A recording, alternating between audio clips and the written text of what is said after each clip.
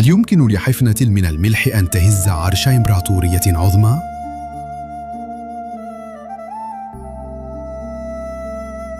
هذا ما فعله غاندي عام 1930 حين حول الملح من مجرد مادة غذائية إلى سلاح مقاومة، وكتب واحدة من أنصع صفحات النضال السلمي في التاريخ.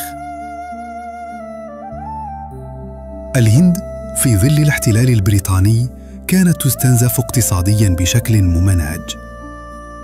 من بين أبرز مظاهر هذا الاستغلال احتكار الحكومة البريطانية لإنتاج وبيع الملح.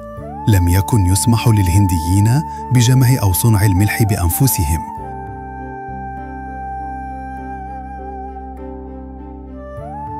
رغم أن الهند تمتلك سواحل طويلة تعج بالمياه المالحة، لكن غاندي الذي كان يؤمن أن أقوى مقاومة تأتي بلا عنف وجد في هذا الظلم فرصة. 12 من مارس 1930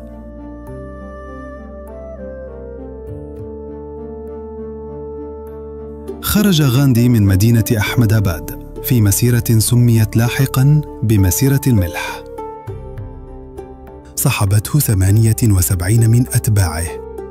على مدى 24 يوماً قطعوا حوالي 390 كيلومتراً سيراً على الأقدام حتى وصلوا إلى ساحل داندي. وهناك في 6 أبريل انحنى غاندي جمع حفنة من الملح من الشاطئ وأعلن العصيان. قد يبدو الأمر بسيطاً، لكن هذا التصرف كان بمثابة إعلان حرب سلمية على بريطانيا. في اليوم التالي تكررت المشاهد في أنحاء الهند. آلاف الهنود كسروا احتكار الملح وتعرضوا للاعتقال والضرب.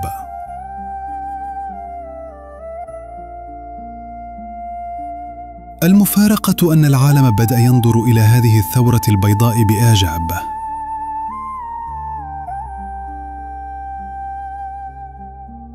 صور غاندي العجوز بثوبه البسيط وهو يتحدى بريطانيا بحفنة ملح اجتاحت الصحف العالمية.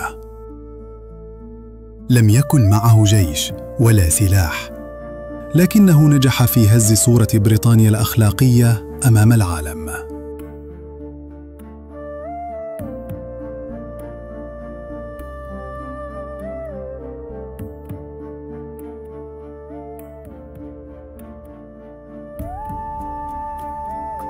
رغم أن استقلال الهند لم يتحقق فوراً، فإن مسيرة الملح كانت نقطة تحول حاسمة.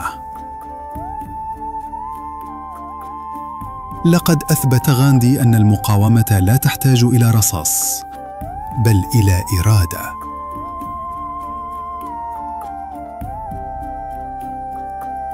وهكذا حفرت هذه القصة في ذاكرة الإنسانية كرمز لنضال الشعوب بالسلام لا بالسلاح.